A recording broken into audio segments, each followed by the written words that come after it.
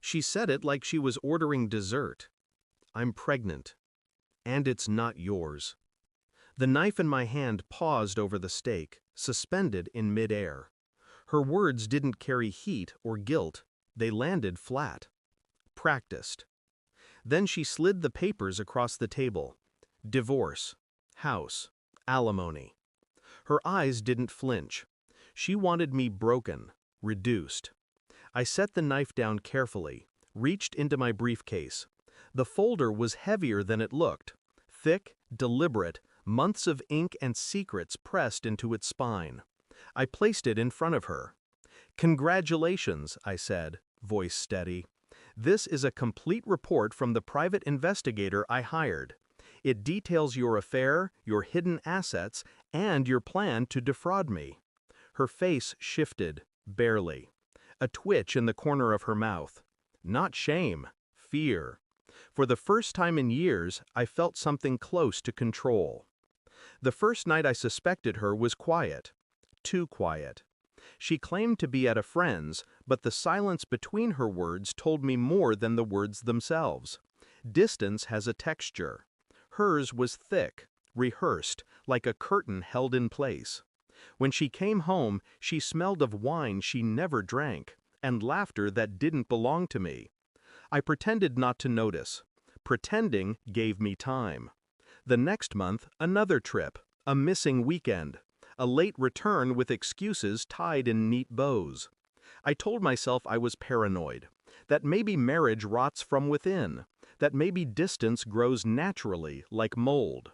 But something darker pulsed beneath. Infidelity isn't sudden, it leaks, drips.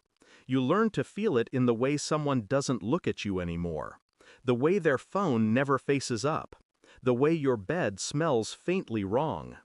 I didn't scream, I didn't accuse, I hired someone, a man who worked quietly, without sympathy, and I waited. The reports came in slowly, flight records, hotel receipts, photos blurred by distance but sharp enough to wound, her hand in another man's, her lips on his, her laughter, unguarded, unrecognizable, captured through a lens. I read them alone, nights when she lay beside me, her breathing slow, steady, practiced. The house we built together had become a theater. She was the actress, and I the audience forced to clap. Inside, I cataloged each detail, each betrayal, every dollar siphoned into hidden accounts, every fake smile, every lie. On the outside, I kissed her cheek, told her good night. The game was patience, rage was too loud, control was quieter, and control wins. The final report was a masterpiece of destruction. Bank accounts, offshore holdings, property in her name I'd never seen, a blueprint of her escape, and a baby, not mine. The ultimate insult written in her body. She thought she was the predator, that I was too blind, too loyal to notice the cage closing around me. But I'd been watching, counting, documenting.